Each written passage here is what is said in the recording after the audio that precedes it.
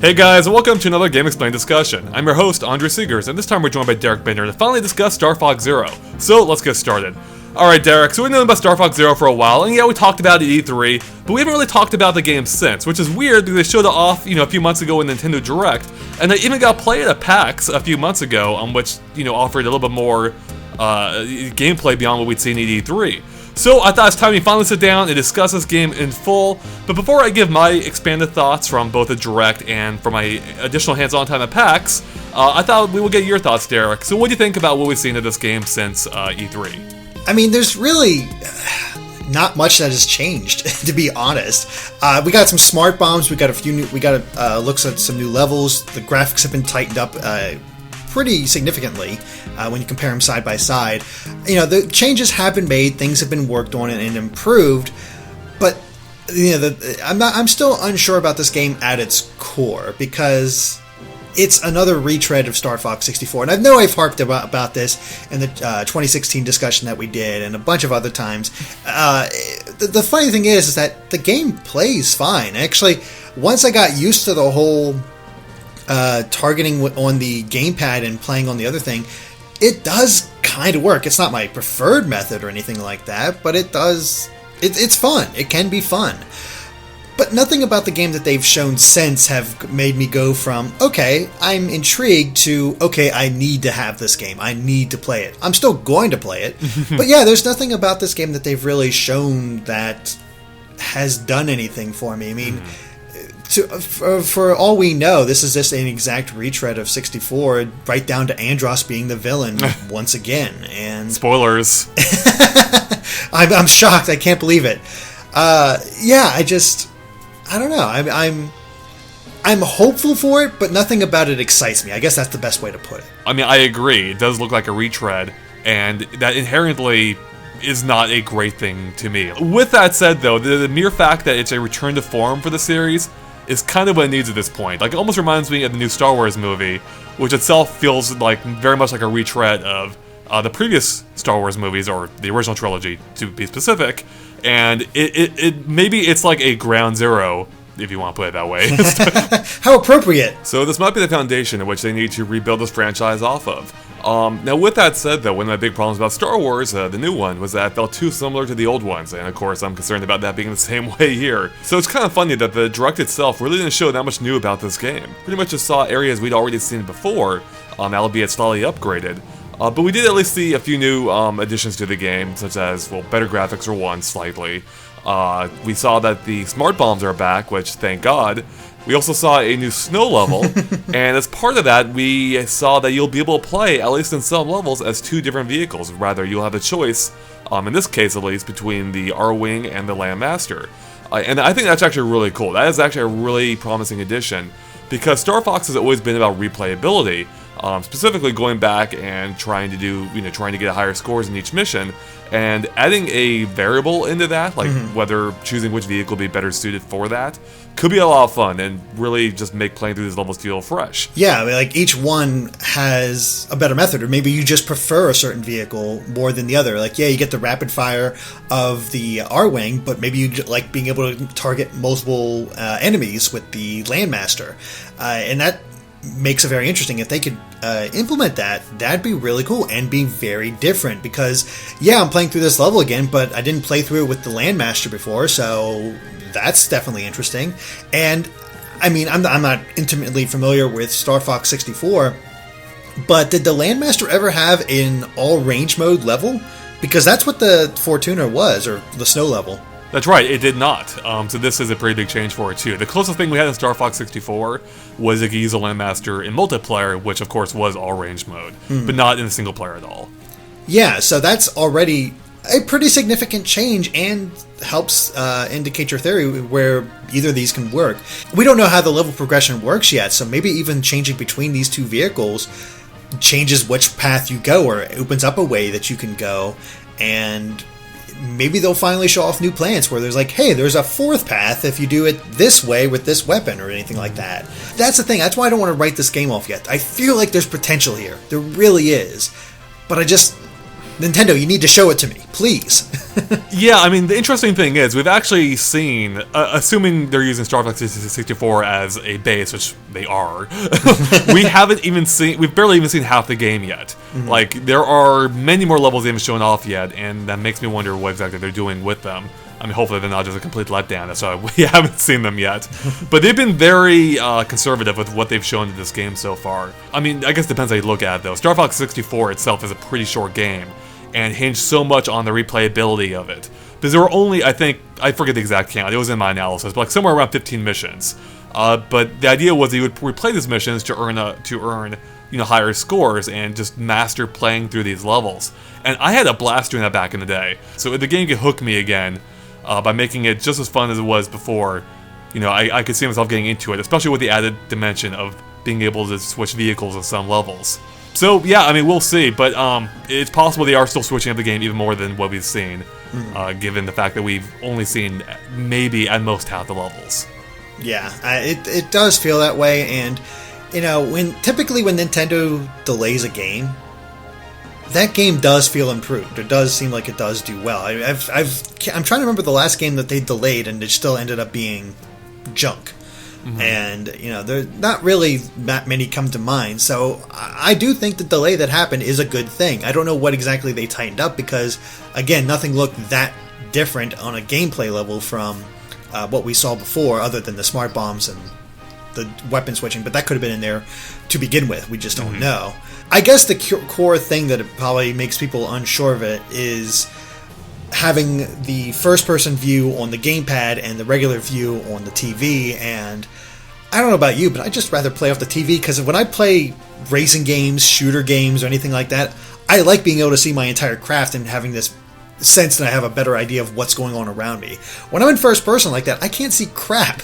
Yeah, I could aim better, maybe, but the only time I saw that functionality sort of like, okay, yeah, I understand that, was when they were using the little robot buddy to infiltrate through tunnels and stuff. Like, okay, that's pretty neat and, simplistic, but it works. I'm all for that. Oh, and even that, though, could be done just as well on the TV. Like, you don't really need to see, as far as we know so far, you don't really need to see your Zero Wing as you're using the robot. So, you probably remember, Derek, like, I mean, I don't disagree with you there really at all in concept.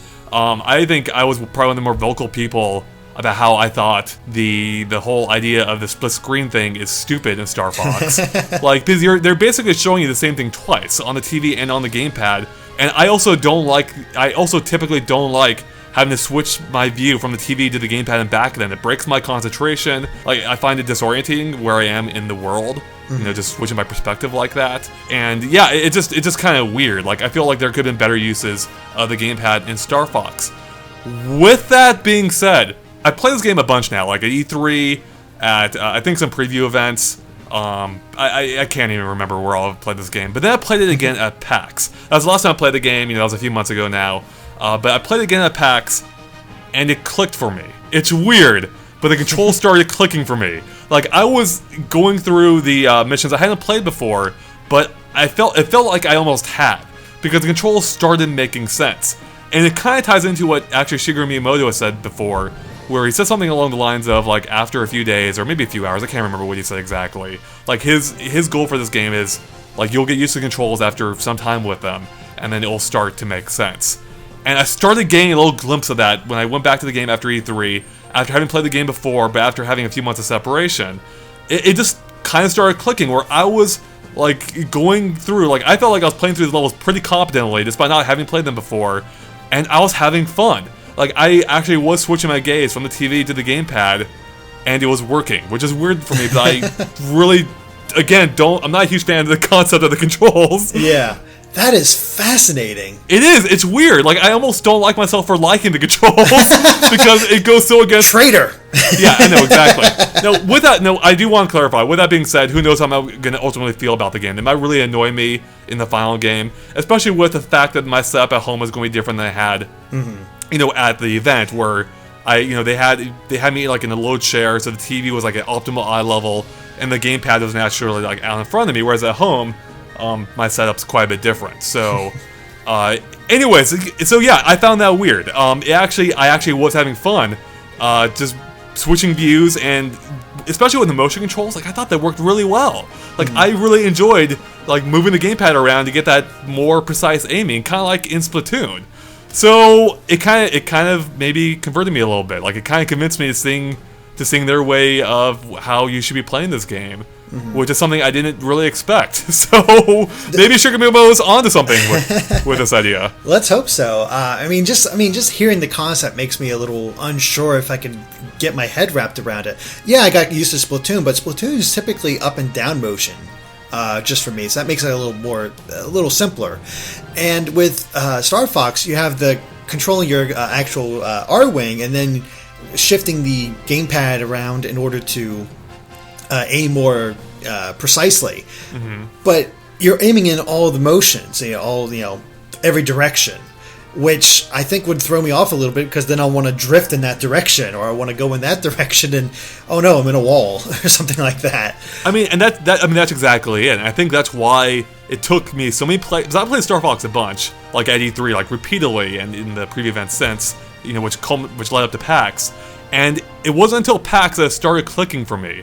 And that actually may be an issue, like the fact that it took that long for it to finally start making sense for me. For it to start feeling comfortable and natural. I think there could be a pretty big barrier to entry, at least using the controls naturally. But you can turn off the motion controls. You can just play with the control stick and play it like you did, Star Fox 64. Well, that definitely helps. I mean, that is the big question at this point: is that are people willing to put up with the controls in order to experience this game? At first, I want to say no, but then I look at Kid Icarus Uprising and how many people love that game despite its admittedly terrible controls. People love that game, so it's just sort of like if people can get used to it and that the core game is still fun, I think people can get the hang of it. Yeah, I mean, that's true. I mean, so I don't know if a lot of people would agree with you. I mean, I don't know where people will fall on the controls of Kid Icarus. I personally just found them annoying because my hand kept cramping while playing the game. Yeah. But, I mean, the very core of the gameplay was fine. But in this case, it does take some getting used to. It is a little bit like rubbing your stomach and patting your head, because you're controlling two separate things at the same time. Yeah. But again, it did start to click for me. Now, whether or not that will continue with the full game, who knows? Maybe it'll really end up annoying me. But I did see a kernel of optimism there. So... I mean, I think that's the best we can say about this, about Star Fox Zero, is that what we're seeing right now may not be enough to impress us, but the game still has that ability to impress us if the controls click for us, if the game surprises us in certain ways, and who knows how many other factors. I think the game could really work, and I really hope it does. I mean, Star Fox deserves a revival, and I really hope this game does well enough that it can get that revival. Now, granted, it's on the Wii U, so we'll see how it all goes. It's all relative, right? So, yeah, exactly. Star Fox Zero, ever since it's been shown off, ever since it was announced, a big issue has been around the graphics. A lot of people haven't been a fan of them. So what's your take on the graphics, Derek, after seeing it again the recent Direct? The funny thing is, I didn't notice right away. Like, that's the thing. They don't immediately jump out and like, yes, it's so much better. I mean, it wasn't until watching your analysis and seeing the comparison and seeing how it's improved, then you start to notice like all the little details. Like, oh yeah, that is better. I mean, on one hand you can say, oh, it's just naturally better, and the other hand is like, but he didn't notice anything. So Is it really that better? But no, the improvements that they've implemented are definitely appreciated. I think they make the game flow a lot better. The graphics I don't think will ever be mind-blowingly good or anything like that, but I think they've reached a point where the style and the graphical fidelity sort of meshes pretty well, where okay, we got space animals flying around in ships, perfect. the graphics look pretty good, the landscapes look pretty realistic, but also this is obviously a cartoonish world, and I think it all just comes together and works out pretty well. I really have no major complaints about the graphics at all, especially after this upgrade. I always... The graphical argument, I think, is always kind of a weak one on the whole. Sometimes graphics can really affect your enjoyment of a game. But I think Star Fox has reached that point where, yeah, I'm okay with these graphics and I'm good to play with them. So I think I've always been a little bit more favorable toward the graphics than a lot of people, because there's something, I don't know, it's weird. Playing the game in person, it just looked better to me. Maybe it was just the fact that, I was able to experience at the full 60 frames per second, which helped. But I actually think this game looks better in motion or in person than it comes across in the direct, and especially in screenshots. Like just seeing the game in motion, I think, it's not going to blow minds. But I think it's a fine looking game. I had really no issues with how it looks, and I think these improvements, though subtle, will help. Like such as the minor lighting improvements on Zonus. It's a small thing, but it looks better now than it did before. But again, with that said, I think the game, like, I've been happy with how the game looked since E3. I know I'm one of the few, but I really do think this game, like, looks better when you're actually playing it in person.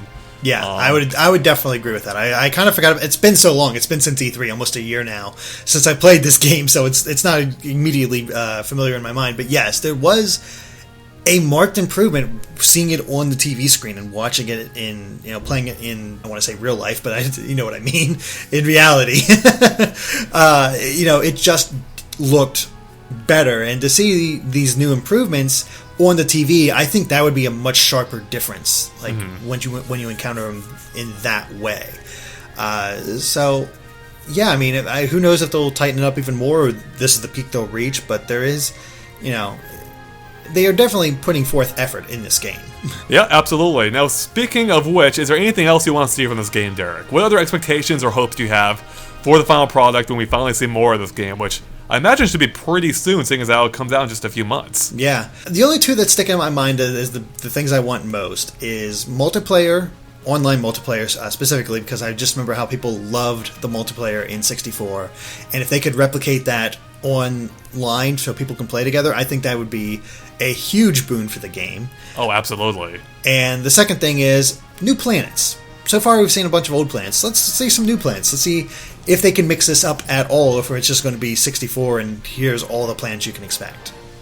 Well, we're stuck in a Lilat system, so far every planet we've seen has been from the first two games, so but it'd be cool. I mean, it is essentially a reboot. Or reimagining, so if they can add some new planets, I'm down for that. Or just different sections of the planets, Actually, well, that's true. I mean, you're right. They don't have to go with the Star Wars model where every planet's based around a single theme. So, this is a forest planet. This is the city planet. It's like, this is stupid. But I'm actually with you on the multiplayer. I've said this before. I feel like the game really should have a multiplayer mode. It doesn't need it. It would be a great thing to have. It would. I mean, I really did love Star Fox 64's multiplayer back in the day. Even if I went back to it, were we playing when you were here, Derek? Yes, when at E3 we actually played it. Yeah. Yeah. So when we're playing it when you were here for E3, I realized it didn't really hold up that well, though. No, it didn't. But it was so fun back in the day, and especially with the fact that being able to switch vehicles seems to be now a core part of the main gameplay. That is a perfect thing for a multiplayer mode, which you can actually even do in Star Fox 64. You could choose which vehicle you played as after you died or whenever you started, I think. I would love to see that incorporated into this game, especially with the transformations now. Like, there's so much potential here for this just to be a really fun dogfighting mode, and Nintendo really hasn't had many online first-party games or online Wii U games in general, and it would be great to have another one in 2016 to play. Going off of that, actually expanding on that, I mean, I was just thinking of sort of a free-for-all fight, but how amazing would it be if you had Star Fox versus Star Wolf 4-on-4 matches online? Yeah, it would work. It would work so well. They've already have a design for Wolf's Landmaster from Smash. Just adapt that. It would it'd be so perfect. I think it have like different objective-based gameplay, like maybe not just make it a simple team-based deathmatch, but make it have actual objectives. I mean, there's so many ways they can expand that and improve it and make it fun, especially online now, and having people be able to, like the three of us in fighting against whoever online. That'd be fun. Actually, you know what'd be really cool? I think the developers... So, first off, just to clarify, I'm pretty sure the developers have said they have no plans to add a multiplayer mode. So, I really hope they do, though. But with that said, they have talked about having a co-op mode where one person's flying the R-Wing and the other person's actually handling the shooting with a different controller, which reminded me a little bit of Double Dash. And how awesome would it be if they actually incorporated that mechanic into an actual proper multiplayer mode, where one person's shooting, maybe you have different teams, where you have like 2-on-2, or one person's shooting, one person's gunning. Man, that way you could get really get Double Dash flashbacks and have the 4-on-4 be 8-on-8. Oh man, that'd be epic. Yeah. Oh man, I mean that's the thing. It's a shame if they don't do any multiplayer. I mean, again, the game doesn't fully need it. We're just spitballing ideas of how they can change and make the game more enticing to people. And I really wish they would do some of that stuff. Maybe this is what the delay was for. Maybe. All right, Derek, do you have any final thoughts before we wrap it up here? No, I think that pretty much covers it. I mean, we don't have that much longer to wait for Star Fox, and hopefully it's good. God, that's the hope. I mean, like I said, what I played at PAX, made this finally start clicking for me, and I'm really hoping that's going to continue to be the case when we get the full game, when we finally find out what the full game's all about in just a few months here. So, alright, well, I think that wraps up our discussion here, so thanks guys for watching. If you liked our discussion, make sure to like and follow us on Facebook and Twitter at GameXplain. You can find links to them in the description below, which is a good way to keep updated on everything we post. And of course, keep an eye on GameXplain for more on Star Fox Zero and other things gaming as well. Alright, catch you guys later. Bye.